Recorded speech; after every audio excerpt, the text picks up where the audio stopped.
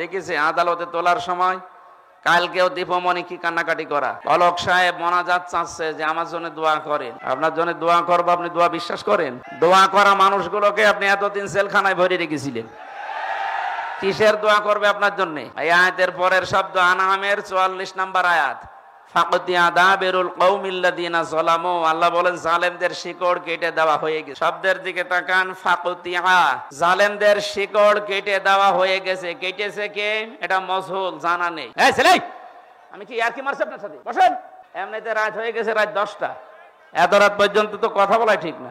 রংপুর বিভাগে আসতে মনে বলে নাই, কারণ এরা তোলে রাত করে। কেন পাবনার চাইতে কি বড় মাহফিল এটা? এর চাইতে পাবনা দারুল আমানটা আসতে 10 গুণ মানুষ হয়। 5.5 লাখ 6 লাখ মানুষ রিপোর্ট দিয়েছে এনএসআই। 5 লাখ 6 লাখ মানুষ যেখানে, এখানে তো 50,000 হবে না। এর চাইতে 10 গুণ হবে না। সেখানে কই কোন গ্যাঞ্জাম দেয়? মাগরিবের পর থেকে এশা পর্যন্ত একজন, এশার পরে 9:30টায় মাহফিল শেষ। তাতে মাহফিল হচ্ছে না? 27 বছর সাইদি সাহেব করেছে না, রাত 10টা ছাড়া মানুষ আসে না। মানুষ আসে না মানে আপনি সিস্টেম করে ফেলেছেন এটা। আর এসার পরে আমার পরে আবার 2 জন রেখেছে, মানে কমিটি কারা এরা? কোনোদিন দেয়নি এটা। আগামীতে কোনো জায়গায় অনুষ্ঠান দিলে রাত বেশি করা যাবে না ভাই, মানুষের অনেক কাজ আছে রাত্রে। আপনি এইটাই রাত 11টা 12টা পর্যন্ত করে শেষে তাহাজ্জুদ পড়বে না, ফজরের নামাজ তো আমার মনে হয় অনেকে পড়েই না। অনুষ্ঠানগুলো দেখে যদি মানুষ নামাজের দিকেই না আসে, আখেরাত ভিত্তিক জীবন গঠন না করে, তো এটা দিতে বলিস কে? খালি টাকা কালেকশনের জন্য। এই জন্য তো দুনিয়ার কিছু উন্নয়ন হচ্ছে, আমাদের আখেরাতের কিছুই হচ্ছে না।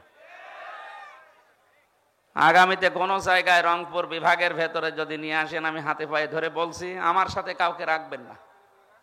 আর রাখলে ওকে মাগরিব থেকে এশা পর্যন্ত শেষ করে দেবেন। এশার নামাজ যাই কয়টায় হোক, যদি 7:30টায় হয় আমার 8টায় তুলে দেবেন। তাফসীর করতে হলে 1-1.5 ঘন্টা সময় লাগে একটা আয়াতের উপরে। আপনারা মানে তোলেনি রাত 10টায়। আমারে ডাক্তার বলছে রাত 10টার ভেতরে ঘুমিয়ে পড়বেন। সেদিন দেখলেন না রংপুরে এসে কি অবস্থা হয়েছিল? মরেই তো গিয়েছিলাম। আমার মিনি স্ট্রোক হয়েছিল ঢাকায় পরীক্ষা করার পর। এই সাইডটা পুরো ড্যামেজ হয়ে গিয়েছিল। ডাক্তার বলছে আপনি ঘুমাবেন, রাত 10টার পরে জীবনও জেগে থাকবেন না, তাহলে কিন্তু আবার ওই রকম।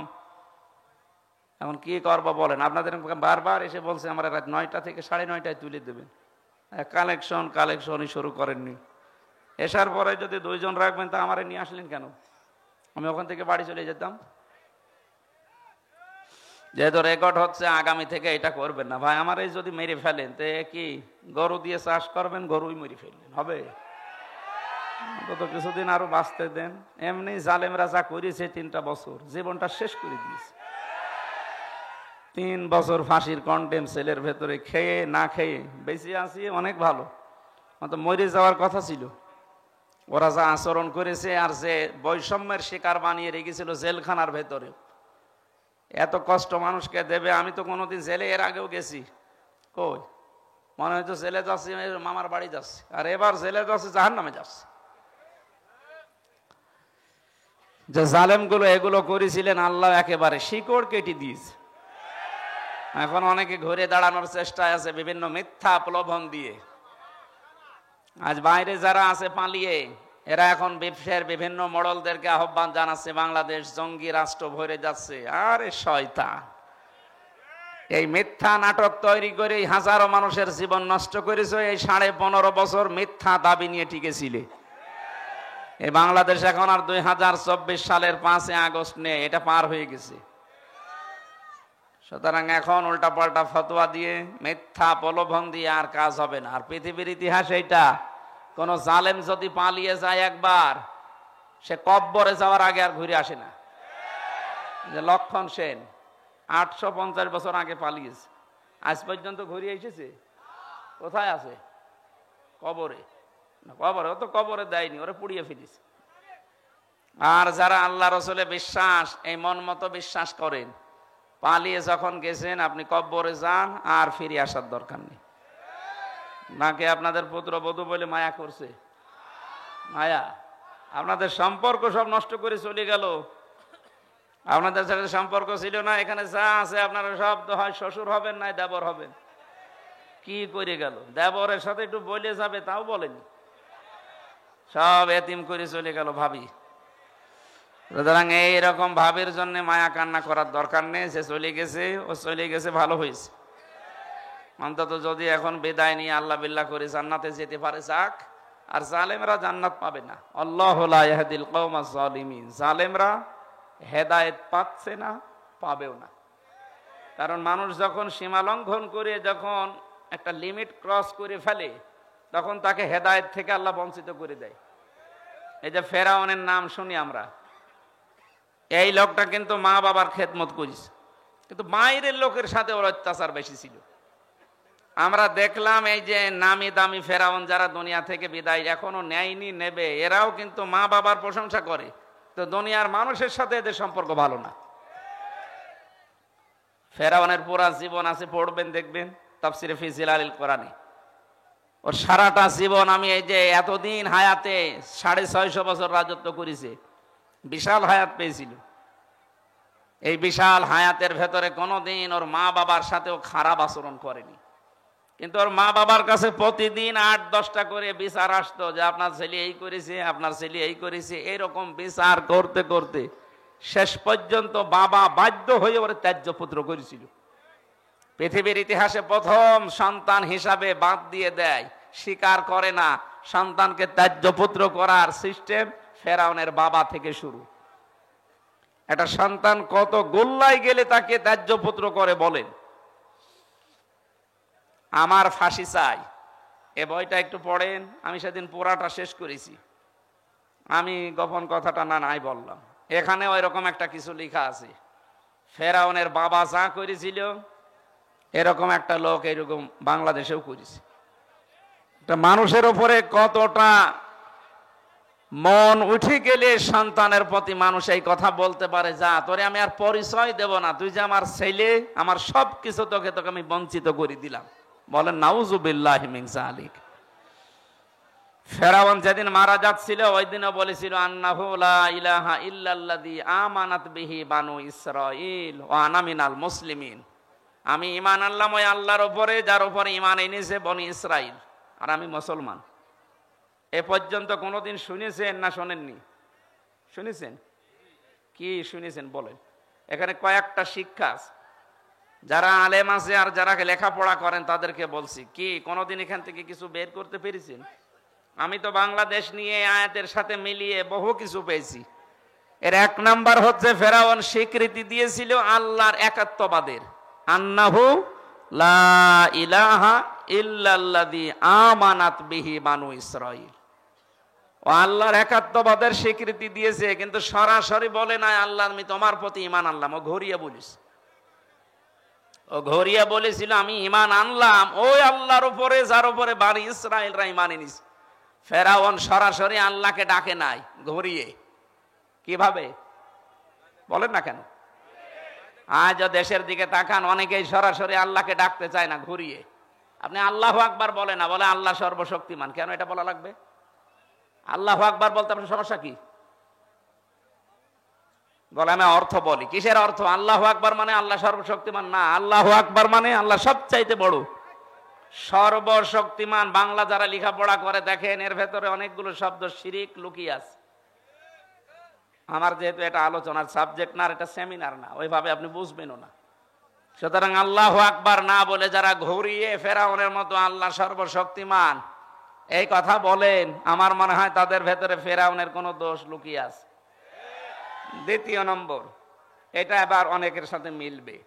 দ্বিতীয় নম্বরে ফেরাউন স্বীকৃতি দিয়েছিল আল্লাহর, কিন্তু ওই জামানার যিনি প্রেরিত পুরুষ হযরতে মুসা, কে জবাব দেন না?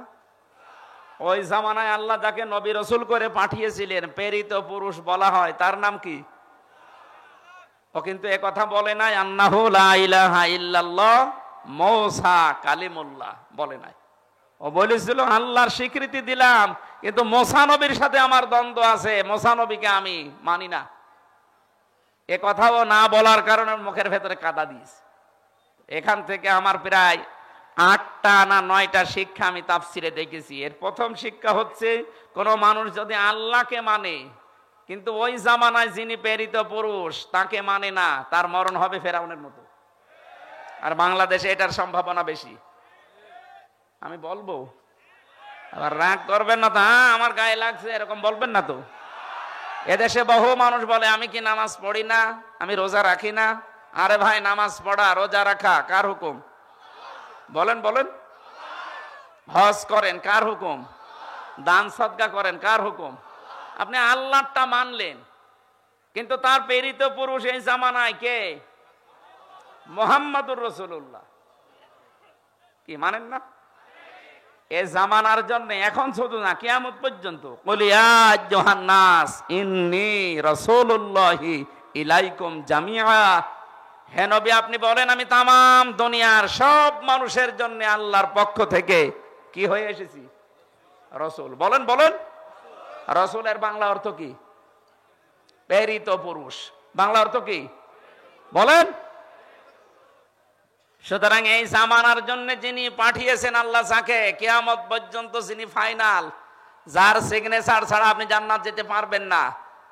আল্লাহর কথা বললে আপনি মেনে নেন, এটা আমিও দেখতে পাচ্ছি, কিন্তু রাসূলুল্লাহর রিসালাতের কথা যখনই বলা হয়, তিনি যখন রাসূল হয়েছিলেন 40 বছর বয়সে, এখান থেকে মরণ পর্যন্ত কত? 23। বলেন না কেন? 23 বছরের 13 বছর শুনতে অনেক মানুষ রাজি আছে, বলে হ্যাঁ 13 বছর মক্কায় শুধু মায়ের খেয়েছে। বলেন, আমিও কান্নাকাটি করি, আপনিও কাঁদেন, কিন্তু বাকি 10 বছর যে উনি প্রেসিডেন্ট ছিলেন, প্রেসিডেন্ট এমনি হওয়া যায়? বলেন। ওই কথাগুলো যখন তাফসিরের থেকে তুলে আনা হয়, তখন বলে না এইটা তো কেমন হয়ে যাচ্ছে, এটা রাজনীতি, এটা দুনিয়ার কাজ। আল্লাহর কসম, এই বিশ্বাসে বিশ্বাসী যারা, রাসূলের 13 বছর মানে 10 বছর মানে না, ওর মরণ হবে ফেরাউনের মতো। এই হিসাবে বাংলাদেশে এবার মিলান তো মানুষ আছে না নেই?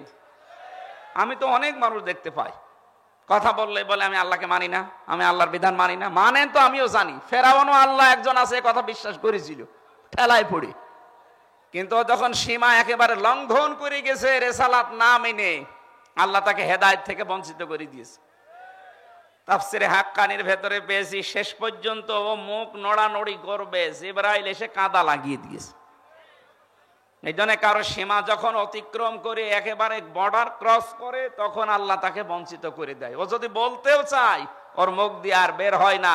হয়তো এখন আর জিবরাইল আসবে না, কিন্তু আপনার মুখ আর জবান আর চালু হবে না। এই জন্য এমন কোন গনার সাথে, কাজের সাথে নিজেকে জড়ায় না, জড়িয়ে ফেলি যে আমাদের অবস্থা আবার জালেমদের মতো হয়ে যায়। জালেমদের বিরুদ্ধে নিজে আল্লাহ মামলা দায়ের করবে। জালেমদের বিরুদ্ধে মামলা দায়ের করবে কে? আরো জোরে। এই দেশে যারা 15.5 বছর জুলুম করেছেন, এটা কি ওয়াজ করে বোঝানো লাগবে? এই 14 দল বাদ দিয়ে বাকি আমরা যারা আছি সবাই কম বেশি মাজলুম। এই কথা বললেন না? এক একজনের মামলার খবর জানেন আপনি? আমি বিএনপির বহু লোকের সাথে জেলখানায় ছিলাম। একজনের মামলা 313টা, 560টা। ও সারা জীবন শুধু হাজিরা দিতেই চলে যাবে। আমার 2 মামলায় যদি 3 বছর যায়, যার মামলা দিয়েছে 560টা, ও কতদিন হাজিরা দেবে বলে? অথচ বছর হয় 365 দিনে, এক এক দিন 2টো মামলার হাজিরা দেওয়া লাগবে। কি করেছেন আপনি? জুলুমের একেবারে শেষ পর্যায়ে পৌঁছিয়ে গিয়েছিলেন। এই জন্য ফাকুতিয়া আছে। আল্লাহ বলেন আমি কেটে দিয়েছি। জালেমদের শিকড় যখন কাটা হয়ে গেছে, ওই জিনিস নিয়ে আর আশা করে লাভ নেই। আপনারা তাওবা করে ফিরে আসেন। আপনাদের ভালোর জন্য বলছি। কোরআনে কারিমের এই অনুষ্ঠান থেকে আমরা আহ্বান জানাচ্ছি, বিশাল একটা পাথর আল্লাহ আমাদের বুকের ওপর থেকে সরিয়ে দিলেন। এ পাথরের নাম হচ্ছে আইএমএ জাহিলিয়াত। না, এটা ছিল 1000-1500 বছর আগে। এখন আল্লাহ যেটা সরিয়েছে, এটার নাম আও আমি জাহিলিয়াত। কথা বলেন না কেন? শব্দ প্রায় একই। আইএমএ, আও আমি। ওরা যা করতো এরা তাই করিস, শুধু একটা কাজ করে নাই। ওই জামানায় ওরা জীবন্ত কন্যাকে মাটি দিত, আর এই জামানায় জীবন্ত কন্যাকে মাটি দেয়নি, জীবন্ত কন্যাকে জাহান্নামে দিয়েছে। বেপরদার এমন লাইন খোলার চেষ্টায় ছিল, দেখেছিলেন? একজন মানুষ বেপরদায় চলবে, কিছু বলতেও পারবেন না। উলঙ্গ, অর্ধ উলঙ্গ হয়ে রাস্তাঘাটে আসবে, নিজে জাহান্নামে যাচ্ছে, শুধু তা না, আরো 8-10 জন নিয়ে যাচ্ছে। কেউ প্রতিবাদ করলে তাকে পর্যন্ত 4 দেওয়ালের মাঝে আটক করে রাখা হতো। আমি বহু দেখেছি। 1500 বছর আগে ওই জামানায় যারা কাফের মুশরিক, ওরা জীবন্ত কন্যাকে মাটি দিত। আরে 1500 বছর পরে আমরা দেখলাম এরা জীবন্ত কন্যাকে জাহান্নামের আগুনে পাঠাচ্ছে। আল্লাহ আমাদের হেফাজত করেছে। নবীর পিঠ থেকে আল্লাহ পাথর সরিয়ে, বোঝা সরিয়ে পিঠ সোজা করে দিয়েছিলেন, আর আমাদের বুকের উপর থেকে পাথর সরিয়ে নিঃশ্বাস নেওয়ার এবং কথা বলার একটা সুযোগ করে দিয়েছেন। আজকে যদি 2024 সালের 5 আগস্টের আগে হতো এই অনুষ্ঠানটা, এতগুলো মানুষ এক জায়গায় করতে 14 জায়গায় অনুমতি লাগতো। আজকে এক জায়গায় লাগে নাই। অনুমতি যারা দেবে তারা এসে পাহারা দিচ্ছে। এই কথা বলছে না কেন? বিশাল একটা নিয়ামত না? এই নিয়ামত যারা পেয়েছি খুশি হয়ে বলেন আলহামদুলিল্লাহ।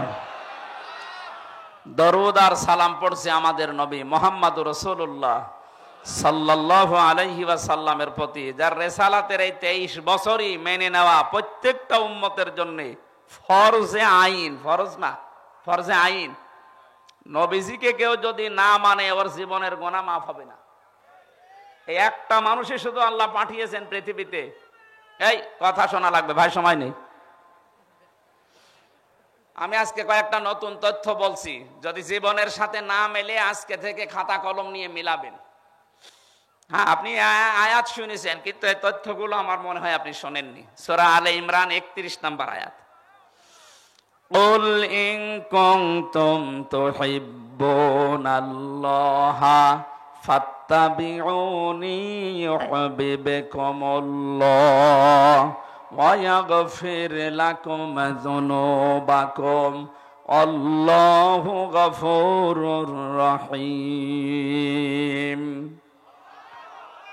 আমার অধিকাংশ তাফসীর গুলো হয় ফি জিলালিল কোরআন না ইবনে কাসির। এই দুইটা থেকে বেশি আমি রেফারেন্স দিচ্ছি, আপনি এইগুলো বাড়িতে যেয়ে দেখলে মিলবে। আল্লাহ পাক বলেন, নবী আপনি বলুন, ইন কুনতুম তুহিব্বুনাল্লাহ, কেউ যদি একথা বলে আল্লাহ তোমাকে ভালোবাসি, এ দাবি আমাদের নেই। এই কথা বললেন না? এ দাবি যদি করে, এই দাবিটা পূরণ করার জন্য আল্লাহ বলেন ফাত্তাবিউনি, এ দাবি করলে হবে না, আমার রাসূলের অনুসরণ করে দেখাও। এখন আমার প্রশ্ন, রাসূলকে অনুসরণ করবেন আপনি কখন? উনি রাসূল হয়েছিলেন যখন। 1 থেকে 40 বছর পর্যন্ত কেউ যদি তাকে অনুসরণ না করে তার গুনাহ হবে, জান্নাতে যেতে পারবে না। না, এ কথা কোরআনে নেই। যেহেতু এখানে আল্লাহ পাক তাকে অনুসরণ করার জন্য যেগুলো দিয়েছেন তার সাথে ওমা আতাকুমুর রাসূলু ফাখুযুহু ওমা নাহাকুম আনহু ফান্তাহু, আমার রাসূল তোমাদেরকে যা দিয়েছে ওটা আঁকড়িয়ে ধরো, যেটা নিষেধ করে ওটা ছেড়ে দাও। আমার প্রশ্ন, উনি জন্মের পরে কি ওনাকে পুরা আরব জাহানে নবী নবী রাসূল রাসূল বলতো? কথা লাগবে। ওনাকে বলতো মানুষ আল আমিন, আস সাদিক, খুব বেশি হলেও ডাক দিত আব্দুল্লাহ বিন মুহাম্মদ। কথা বলেন না কেন? বা মুহাম্মদ বিন আব্দুল্লাহ।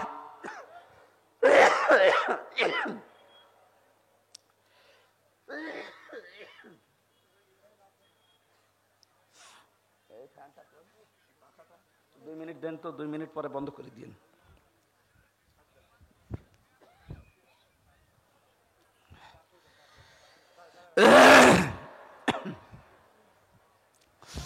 মোহাম্মদ বিন আব্দুল্লাহ পর্যন্ত আমরা ডাক শুনি হাদিসের পাতায়, তাকে এই নামে ডাক দিত পুরা আরব জাহানের ভেতরে। তিনি আল আমিন ছিলেন, আস সাদিক ছিলেন। 40 বছর বয়সে ধ্যান করার মাধ্যমে যখন নবুয়ত পেয়েছেন, তখন মানুষ তাকে পুরা আরব জাহানে বলতো নবী এবং রাসূল। আর আল্লাহ কোরআনে কারিমে যেখানে বিধানের কথা দিয়েছেন সেখানে দেখবে রাসূল শব্দ। ওমা আতাকুমুর রাসূলু লাকাদ কানা লাকুম ফি রাসূলিল্লাহি লাকাদ জাআকুম রাসূলুম মিন আনফুসিকুম, এরকম 22টা আয়াত কোরআনে আছে। যেখানেই দেখবেন কোন বিধান আল্লাহ জানাবেন সেখানে নবী বলেছেন, রাসূল বলেছেন। কিন্তু আব্দুল্লাহ বিন মোহাম্মদ না মোহাম্মদ বিন আব্দুল্লাহ আর বলেন নাই। কোন জায়গায় আছে দেখবেন মোহাম্মদ বিন আব্দুল্লাহ আছে? নেই। মোহাম্মদ যদি থাকেও সঙ্গে সঙ্গে রেসালাতের ঘোষণা দিয়েছেন 4 জায়গায়। যেখানেই মোহাম্মদ শব্দটা আছে আল্লাহ শুধু উচ্চারণ করেন নাই, সঙ্গে সঙ্গে তিনি রেসালাতের ঘোষণা দিয়ে যার সম্মান আরো বাড়িয়ে দিয়েছেন। অন্যান্য নবীদেরকে আমরা দেখেছি আল্লাহ ডাক দিয়েছেন ছাত্রের মতো নাম ধরে, ওই হামজা, ওই হাফিজ, ওই ইদ্রিস, ওই ইব্রাহিম। আর মোহাম্মদুর রাসূলুল্লাহকে ডাকলে আল্লাহ বলেছেন মুহাম্মাদুর রাসূলুল্লাহ ওমা মুহাম্মাদুন ইল্লা রাসূল মা কানা মুহাম্মাদুন আহাদিম মির রিজালিকুম ওয়ালাকির রাসূলুল্লাহি ওয়া খাতামান নাবিয়্যিন নুজিলা আলা মুহাম্মাদি ওয়া হুয়াল হাক্কু মির রাব্বিহিম ইলা আখির আয়াত। আল্লাহ পাক যেখানেই তার নাম ধরলেন সঙ্গে সঙ্গে রিসালাতের ঘোষণা দিয়ে ওনার যা সম্মান ছিল আল্লাহ আরো বাড়িয়ে দিলেন, যে আমি আল্লাহ নিজেই যখন তাকে রেসালাতের সাক্ষী দেই, দুনিয়ায় কেউ যদি আপনার রেসালাত স্বীকার না করে কোনো অসুবিধা নেই। এটা সূরা ফাতিহার 29-30 নাম্বার আয়াতে আছে। আমার বসানোর বিষয় ছিল এখানে, তাহলে অনুসরণ করা লাগবে আব্দুল্লাহ মোহাম্মদ বিন আব্দুল্লাহকে না রাসূলুল্লাহকে? আরো জোরে বলেন। রংপুরবাসী সহজ সরল, একেবারে সহজ সরল হবে না, একটু কান চোখ মুখ খোলা রাখেন। আপনি অনুসরণ করবেন।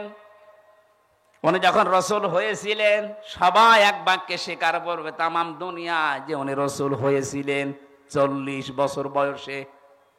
তার মানে 1 থেকে 40 যদি কেউ না মানে তার গোনা নেই, কিন্তু 40 থেকে 63 এই 23 বছর না মানলে তার জান্নাত নেই।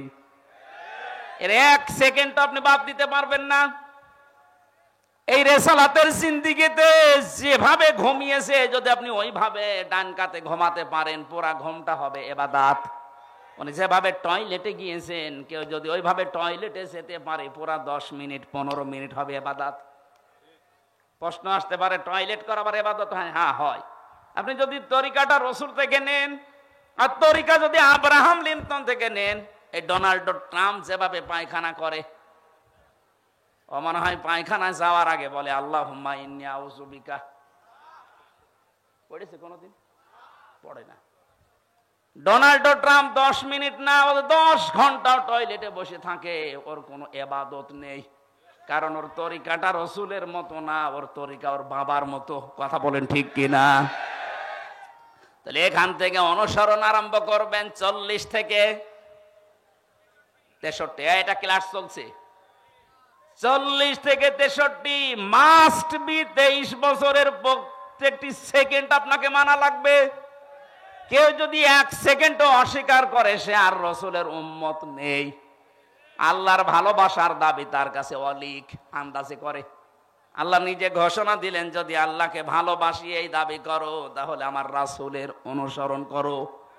এখন আমার প্রশ্ন, রাসূলের অনুসরণ করবেন অর্ধেক না পূর্ণাঙ্গ? তাকাল্লাহুল আযীম ওয়া মা যাদাহুম ইল্লা ঈমানা ওয়া তাসলিমা। আল্লাহুম্মা সাল্লি আলা সাইয়্যিদিনা মাওলানা মুহাম্মদ ওয়া আলা আলি সাইয়্যিদিনা মাওলানা মুহাম্মদ। আলহামদুলিল্লাহ। রংপুর পীরগাছা দেওতি 2 দিন ব্যাপী তাফসীরুল কোরআন মাহফিলের সমাপনী রজনীর স্বনামধন্য সভাপতি জনাব জাহাঙ্গীর আলম।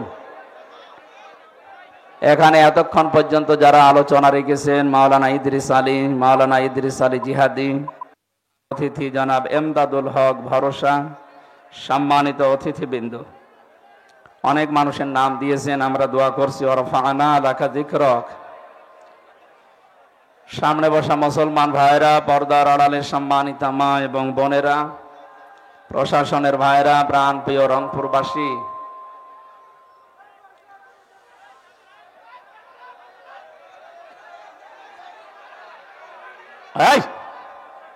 কথা বলেন কেন? চুপ করেন, ওরা একাই বসে যাবে। সিলাই, এত দেরি হয় কেন? তাড়াতাড়ি করো।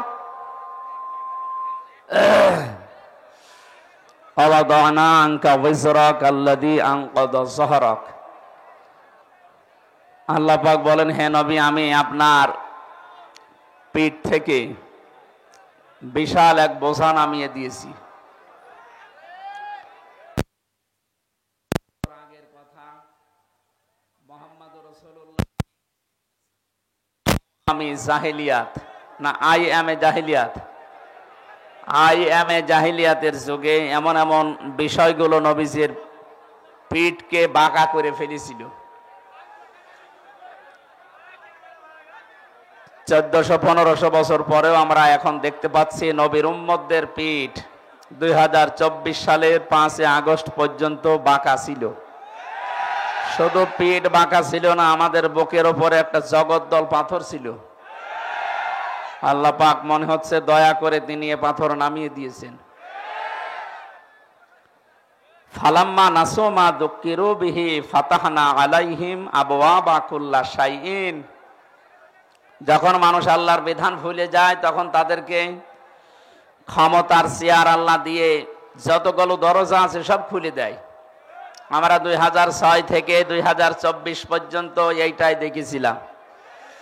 যখন ওরা আল্লাহর বিধান মানুষ পৃথিবীতে ভুলতে আরম্ভ করেছে, আল্লাহ রাব্বুল আলামিন এমন কোন দরজা নেই এই জমিনের জন্য খুলে দেয়নি। টাকা পয়সা, অর্থ সম্পদ, প্রভাব প্রতিপত্তি সব খুলে দিয়েছিলেন। হাত্তা ইদা ফারিহু বিমা উতু, আল্লাহর এই দানকৃত বস্তু পেয়ে যখন তারা আনন্দে আত্মহারা ছিল, আখাযনাহুম বাগতাতান, আল্লাহ তাআলা বলেন আমি হঠাৎ করে তাদেরকে ধরলাম। ফাইদা হুম মুবলিসুন, এই মানুষগুলো হতাশ হয়ে গেল, নিরাশ হয়ে গেল। কোরআনের এই আয়াতগুলো স্টাডি করলে, গবেষণা করলে দেখা যাচ্ছে এটা নাজিল হওয়া 1500 বছর আগে, অথচ মনে হচ্ছে 2024 সালের 5 আগস্ট আল্লাহ এই আয়াতগুলো দুনিয়ায় পাঠিয়েছেন। আবার একেবারে সব মিলে গেছে, একটা কথা মানে চোল পরিমাণে মিথ্যা নেই। আখাযনাহুম, আল্লাহ বলেন আমি ধরেছিলাম তাদেরকে বাগতাতান, আকস্মিক ভাবে। এমন ভাবে আল্লাহ ধরেছেন, আপনি তাকান, এ মানুষগুলো দুপুরের খাবার রান্না করেছিল, খেতে পারেনি। কত কিছু জোগাড় করেছিল বিভিন্ন বাড়িতে বাড়িতে, কেউ নিতে পারেনি। যে যেইখান দিয়ে ইচ্ছা পালিয়েছে, এমন ভাবে পালিয়েছে নৌকায় করে পালাতে যে দরবেশও ধরা খেয়ে গেছে। আয়াতের কথা ছিল ফাইদা হুম মুবলিসুন, ওরা হতাশ হয়ে যাবে।